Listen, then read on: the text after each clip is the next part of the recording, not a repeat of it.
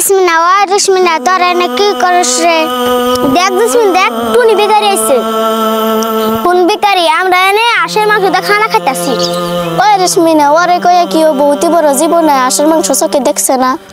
ও তোরা আশের মাংস দিয়ে খানা খাইতাছ না জেসমিনা? আমার মেলা দিন থেকে আশের মাংস খাবার মন দিছে, তো গো খানার মধ্যে আমার কি নিবি না?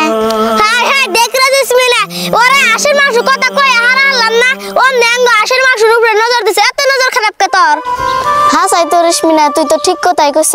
আর টুনি এই মাংস খাই যদি আঙ্গ পেট খারাপ হয় তাহলে তোর খবর আছে। আর ওই হুকুরনি তুই যেন আঙ্গ হাতে খানা খাবার চাস, তোর কি পয়সা দেবে নি? মুরাত আছে খাদ্যের দুই ভাই বোনে বেশি বেঁচে চাইছে। জেসমিনা বুঝি তোমরা খানা নিগা কত করে পয়সা উঠাইছো গো? কে 500 টাকা করে উঠাইছি, তুই হিনে কি করবি? ও বুঝি আমু 500 টাকা দিমু, তুমি খানার হাতে আমারে নিবা না?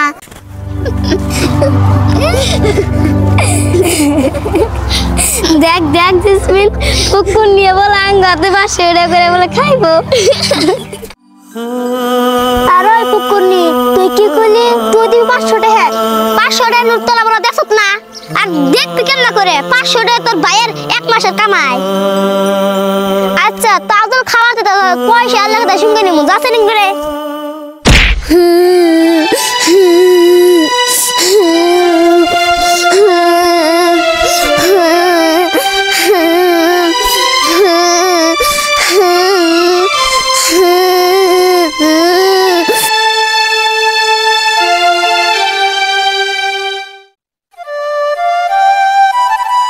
ভাই আমার 500 টাকা দিবা, আমি রেশমির গনগে খানা খামু।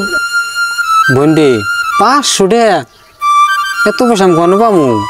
তাছাড়া এই সপ্তাহে আমার মালিক পয়সাই দেয় নাই। ভাই গো আমার না মেলা দিন ধরে আশের মাংস খাবার মন ধরছে।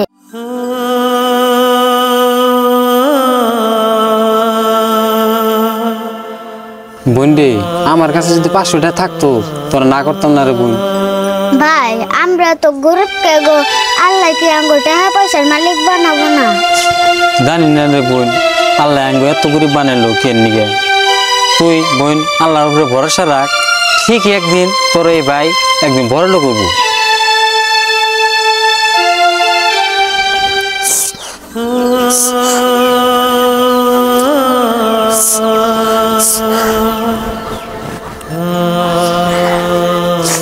বন্ডি তুই কান্দিস না, তোর কান্দা দেখলে আমার অন্তর ফাইডা বোন। আমি মালিকের ব্যক্তি কটা পয়সা ভাই, যদি মালিকে পয়সা দেয় তোর নিকে আমি মাংস কিনে আনম বোন। তুমি ঘরে যাও, যাও বোন যাও।